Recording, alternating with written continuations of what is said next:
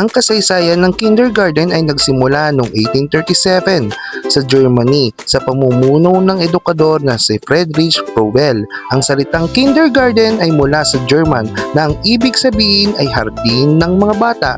Dito nagsimula turuan ng mga batang gamit ang laro, kanta, sining at mga kulay.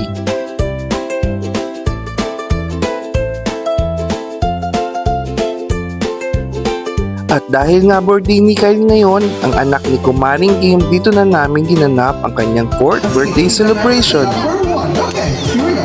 1, 2, 3. Kyle, wala. Oh, di ba magic? Wala. Saan? Saan? Dito? Sigurado kayo? Sige, tingnan natin sa number 2. Wala. Wala din sa number 1. Wala. Wala. Wala. Wala. Wala. Wala. Sabi ko sa inyo, wala. At syempre, hindi rin padadaig ang mga mommy at daddy.